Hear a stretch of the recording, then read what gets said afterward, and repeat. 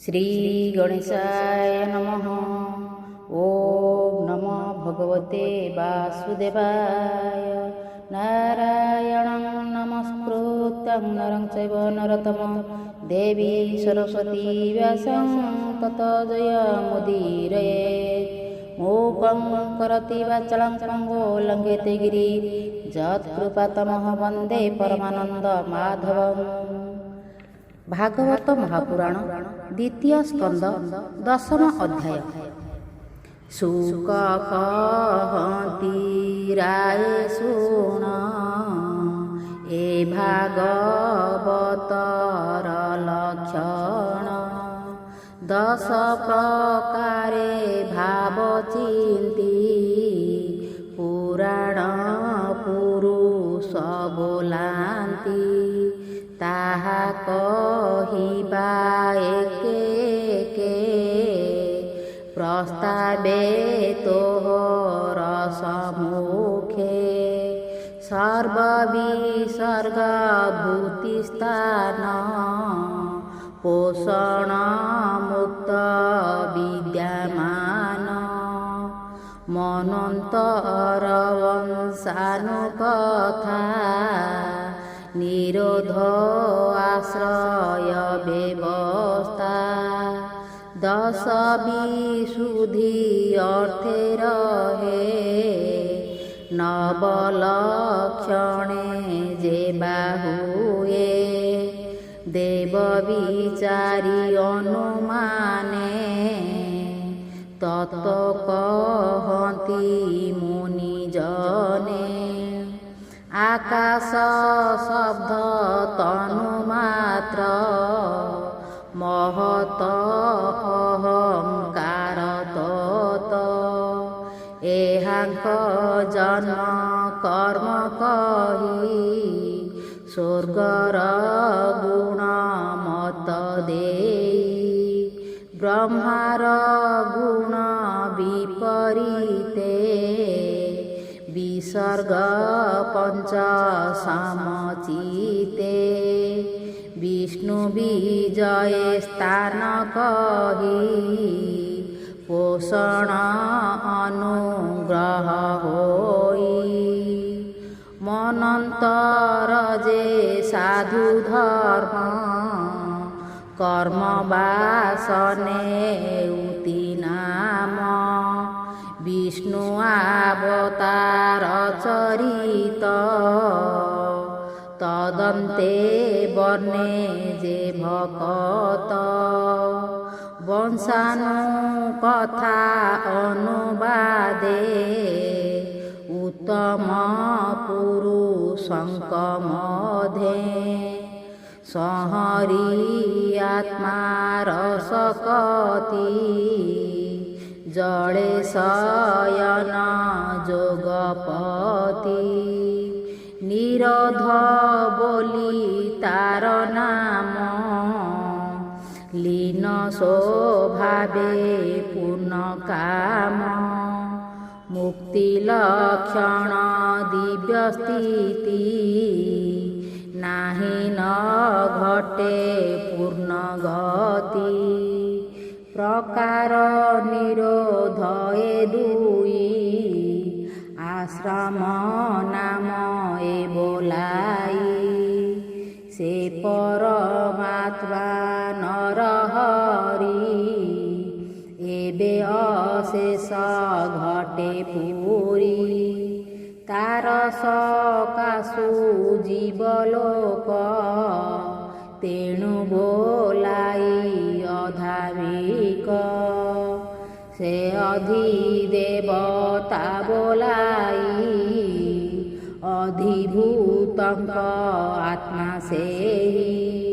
ए भावे एक एतकर कही न लखी पराशर।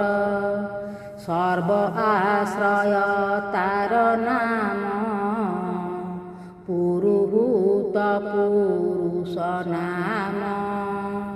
से जेते बेले अंडभेदी बाहर होई गुण निधि।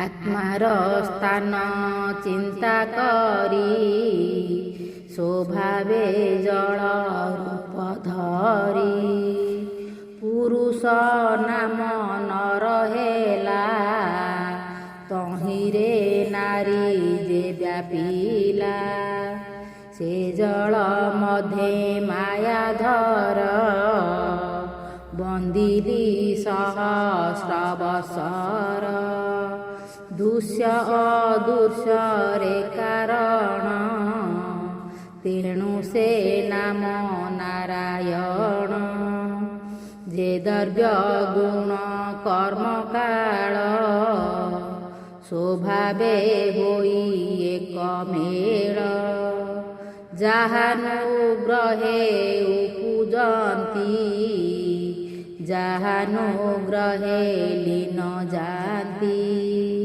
ସେ ଯୋଗା ମାୟା କଳ୍ପେ ଉଠି ଆଣି କଳ୍ପଇ ନାନା ସୃଷ୍ଟି ସୁବର୍ଣ୍ଣମୟ ତା ଶରୀର ଭ୍ରମଇ ତ୍ରିଧା ଅହଙ୍କାର ଅଧିବୈବତ ଆଧ୍ୟାତ୍ମିକ ଅଧିଭୂତଙ୍କ ଅଧିରେକ ଗୁଣ ପୌରୁଷ ବୀର୍ଯ୍ୟ ବଳେ ତ୍ରିବିଧ ବିଧି ବହେ ହେଳେ ଅନ୍ତେ ଶରୀର ଶୂନ୍ୟ ଭଜେ ଆକାଶ ଗୁଣମୟ ସୌର୍ଯ୍ୟ ସ୍ୱଭାବେ ଶେଷ ଶ୍ରେୟ ବଳ ତେଜସୀ ରୂପ ଅନର୍ଗଳ ଏ ଚାରି ଭାବୁ ପ୍ରାଣଜାତ ଦଶ ପ୍ରାଣିକ ମୂଳନାଥ ଚଳନ୍ତି ଯାର ଅନୁପଥେ ଅଶେଷ ପ୍ରାଣୀ ଅନ୍ତର୍ଗତେ ରାଜାକୁ ଯେହ୍ନେ ଆଶ୍ରୟ କରି ସେବକ ପଥ ଅନୁସାରୀ ମୂଳ କମଳୁ ସେହୁ ପଥେ ପ୍ରାଣୀ କି ବ୍ରହ୍ମରନ୍ଧ୍ର ପଥେ ପ୍ରାଣିକ ଆତ ଜାତ ଶ୍ରମେ ক্ষুধা উপজে তৃষা ভ্রমে ক্ষুধা তুষার মার্গ সুখ এণু সর্জিলা অগ্রে মুখ মুখর মূলে তাড়ু জাত তা সঙ্গে রসনা সংযুক্ত তার সংযোগে নানা রসে আস্বাদে আত্মার বিশেষে শব্দর অর্থ পূর্ণ করে অগ্নিরক্ষণ বাদ্য ধীরে সূচি সুগন্ধ ভোগ ফলে নাসা বিবরে বায়ু বলে আঘ্রাণ অর্থে উপজিলে তক্ষণে গন্ধ বাহকুলে আত্মার দেখি অন্ধকার ব্রহ্মা সর্জিলে অন্ধকার জ্যোতি সর্জিলা রক্ষপণে দৃষ্টি প্রকাশে দশ গুণে দেব পুরুষঙ্ক বচনে বিধাতা দেই অনুমানে শুনিমা অর্থে নানা শুনে নির্মলে প্রকাশিলা কর্ণে দিগ দেবতাঙ্কর ক্ষণে প্রকাশ এবা মদক্ষিণে নানা শবদ নিষ্ঠা গুণে যে দ্বারে জানিব তক্ষণে পূর্ণ বিধাতা বুদ্ধি যোগে চর্ম আচ্ছাদি সর্ব অঙ্গে শীত তপত যেতে জানি ପବନ ଯୋଗେ ପରିମାଣି ସେ ଚର୍ମ ଇନ୍ଦ୍ରୀ ଗଣ ଭଜେ ଉପରେ ବାହେ ରୋମରାଜେ ଅଶେଷ କର୍ମ କରିବାରେ ପ୍ରକାଶ ହୃଦୟ ଉପରେ ବାମ ଦକ୍ଷିଣ ବେନିକର ଯହିଁ ରକ୍ଷକ ସୁନାଶିର ଜୀବନ ଗତାଗତ ଶୂନ୍ୟ ବିଧାତା ସଞ୍ଚିଲା ଚରଣ ଯେ ବାମ ଦକ୍ଷିଣ ପୟର ଯହିଁ ରକ୍ଷକ ଦାମୋଦର ସଂସାରେ ହବ୍ୟ କବ୍ୟ ବିଧି ଚରଣ ଯୁଗ ବଳେ ସାଧି ବସ୍ତୁ ଉପାର୍ଜନ କାରଣ ଗଗନେ ବେନିଚରଣ ବେନିଚରଣ ମୂଳ ଦେଶେ ଆନନ୍ଦ ଗମନ ପ୍ରକାଶେ ଯେ ସ୍ଥିତି ଉତ୍ପତ୍ତି କାରଣେ ତା ପ୍ରଜାପତି ସୁରଗଣେ ଉଭୟ ଆନନ୍ଦର ଦ୍ୱାର ଅଜ୍ଞାନ ତୁଲେ ନାଶ କର ଅନ୍ନ ଭୋଜନ ରସ ମାର୍ଗେ ନାଡ଼ି ସର୍ଜିଲା କୁଶି ଯୋଗେ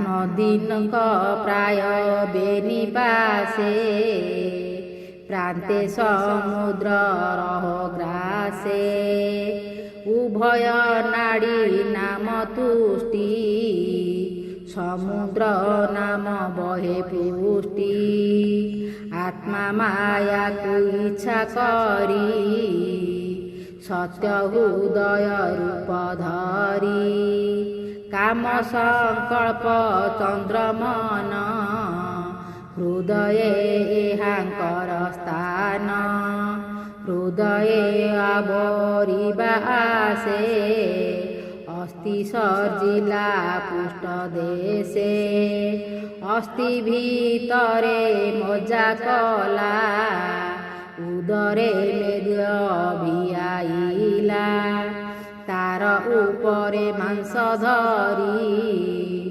ରୁଧର ଅଭାରଣ କରି ତାର ଉପରେ ଚର୍ବଲୋମ ମଜାର ମଧ୍ୟେ ରହେ ସୋମ ଏମନ୍ତ କରି ସପ୍ତ ଧାତୁ ପ୍ରାଣୀ ଜୀବନ ମୂଳ ହେତୁ ବାସ୍ତରୀ ଶସ କଲା ନାଡ଼ି ହୃଦ କମଳ ମଧ୍ୟ ଭେଡ଼ି ପ୍ରାଣର ହଇୟାଙ୍କ ମଧ୍ୟେ ଅର୍ଣ୍ଣର ରସ ମୂଳ ଭେଦେ ଘେନିଣ ନାଡ଼ି ମଧ୍ୟେ ଯାଇ ପ୍ରବେଶ ସର୍ବାଙ୍ଗରେ ନେଇ ତ୍ରିଗୁଣାତ୍ମକ ଇନ୍ଦ୍ରିଗଣ ସର୍ବବିକାର ଆତ୍ମମନ ବୁଦ୍ଧି ବିଜ୍ଞାନ ସ୍ୱରୂପିଣୀ ଯେଣେ ସଂସାର ମାୟା ଜିଣି ଅବନି ଉଦକ ନଳ ପବନ ଆକାଶ ମଣ୍ଡଳ ଯେ ପଞ୍ଚଭୂତ କଳେବରେ ବିଷ୍ଣୁର ଭୋଜନ ମନ୍ଦିରେ ଏମନ୍ତେ କହିଲି ମୁଁ ତୋତେ ବିଷ୍ଣୁର ସ୍ଥୂଳ ରୂପ ଯେତେ ଏ ଜୀବ ବ୍ରହ୍ମାଣ୍ଡ ଧାରଣ ବେଷ୍ଟିତ ଅଷ୍ଟ ଆଭରଣ ପୃଥିବୀ ଆଦି ପଞ୍ଚଭୂତେ ହେମନ୍ତ ବୁଦ୍ଧି ଅହଂକୃତେ ଏ ଅଷ୍ଟ ଗୁଣେ ଆବରଣ ଏମନ୍ତେ ବ୍ରହ୍ମାଣ୍ଡ ଘଟଣ ଯେ ସ୍ଥୂଳ ରୂପ ଏ ଯାହାର ଏ ଏହାର ପରେ ସୂକ୍ଷ୍ମ କର ସେ ବେନିକାର ନିରଞ୍ଜନ ଅନାଦି ମଧ୍ୟମ ନିଧାନ ସେ ଶୂନ୍ୟ ମଧ୍ୟେ ନିରାକାର ମନ ବଚନେ ଆଗୋଚର ଏ ସ୍ଥୂଳ ସୂକ୍ଷ୍ମ ରୂପ ଧରି ସେ କେଳେ ଆତ୍ମା ମାୟା କରି ପଣ୍ଡିତେ ନ ମାନନ୍ତି ଏହା ସୃଷ୍ଟି ସଂକଳ୍ପ ବିଷ୍ଣୁ ମାୟା ପଶୁ ବାଳକେ ରୂପେ ହରି ସେ ବ୍ରହ୍ମ ରୂପେ ଅବତାରି ହେମନ୍ତ କ୍ରିୟା ନାମ ଧାତୁ କର୍ମ ଅକର୍ମଙ୍କର ହେତୁ ସର୍ବସଂକଳ୍ପ କ୍ରିୟା ଅର୍ଥେ ଶୁଣ କହିବା ଆଉ କେତେ ଆତ୍ମାକୁ ଭିନ୍ନ ଭିନ୍ନ କରି ସେ ପ୍ରଜାପତି ରୂପ ଧରି ମନକୁ ସର୍ଜିଲା କହେଳେ ଋଷି ଦେବତା ପିତୃମେଳେ ସିଦ୍ଧ ଚାରଣ ବିଦ୍ୟାଧର ଗନ୍ଧର୍ବ ଅସୁର କିନ୍ନର ଗୃହେ କପସରା ଯେ ଦକ୍ଷ ନାଗ କିମ୍ପୁଷ ପ୍ରତ୍ୟକ୍ଷ ଖଗ ଉରଗ ମାତୃଗଣ ରକ୍ଷ ପ୍ରେତ ପିଶାଚି ଗଣ ଭୂତକୁ ସ୍ପାଣ୍ଡ ବିନାୟକ ଉର୍ନାଦ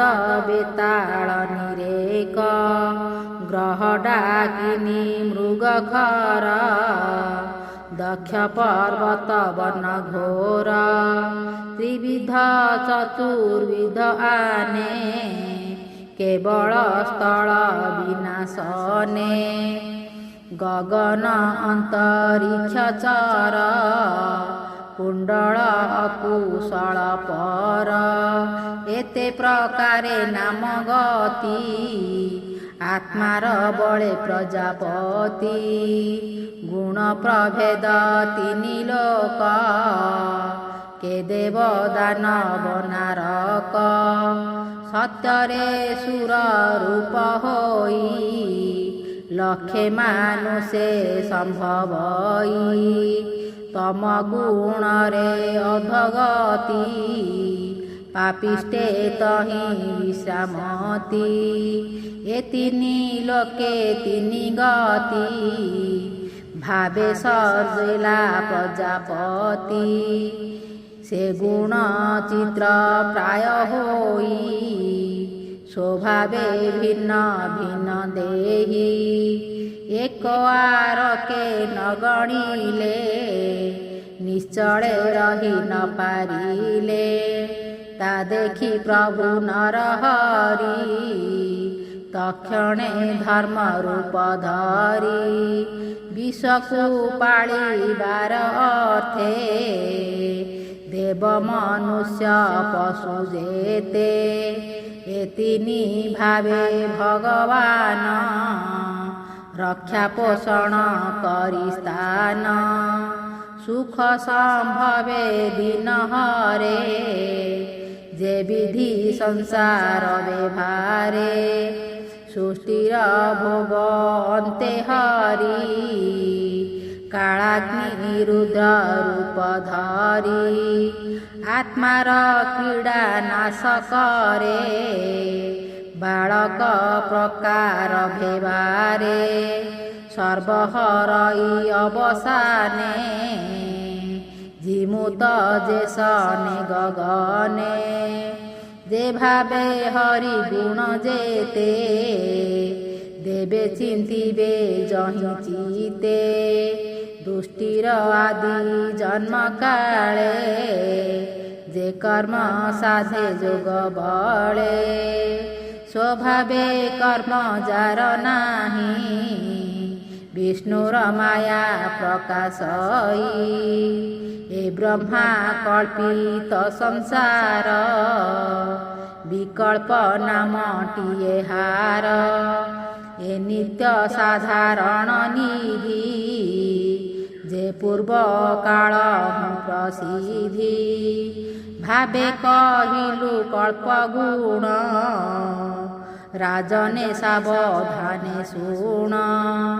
ସୈନିକ ବାଚ ହେ ସୁତ କହ ବିଷ୍ଣୁ କଥା ଯେଣେ ଛାଡ଼ିବ ମନ ବ୍ୟଥା ପଦ୍ମକଳ୍ପର କଥା କହ ଯେଣେ ନ ଲାଗେ ଭାବ ମୋହ ସେ ସୂର୍ଯ୍ୟ ଧନ ଦୁଷ୍ଟବାଣୀ ବିଦୁର ସଭା ମଧ୍ୟେ ଶୁଣି କୁଟୁମ୍ବ ଆଶା ଦୂର କରି ବନେ ପଶିଲା କି ବିଚାରି ପୃଥିବୀ କରି ପର୍ଯ୍ୟଟନ ବନ ପର୍ବତ ଘୋର ବନ କୈବଲ୍ୟ ଭାବେ ଇଚ୍ଛା କଲା ଅନେକ ତୀର୍ଥ ସେ ଭମିଲା ମୈତ୍ରୀୟ ମୁନି ସଙ୍ଗେ ତାର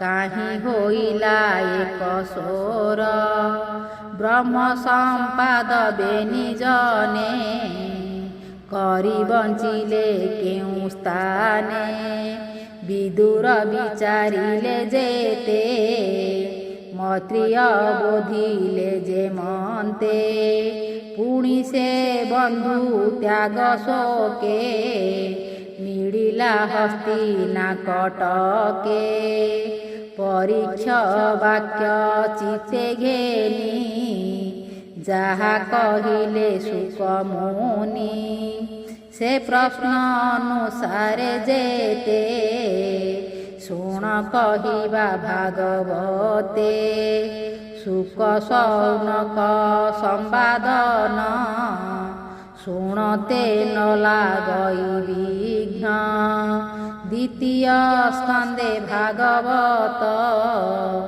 ଅମୃତ ରସମୟ ଗୀତ ସୃଜନ ପ୍ରାଣୀଙ୍କର ହିତ କହିଲା ଜଗନ୍ନାଥ ଦାସ। ଇତି ଶ୍ରୀମଦ୍ଭାଗବତେ ମହାପୁରାଣ ପରମହଂସ୍ୟଂ ସହିତେୟଂ ବୟାସିକୟଂ ଦ୍ୱିତୀୟ ସ୍କନ୍ଧେ ଦଶ ଲକ୍ଷଣ କଥନେ ନାମ ଦଶମ ଅଧ୍ୟାୟ।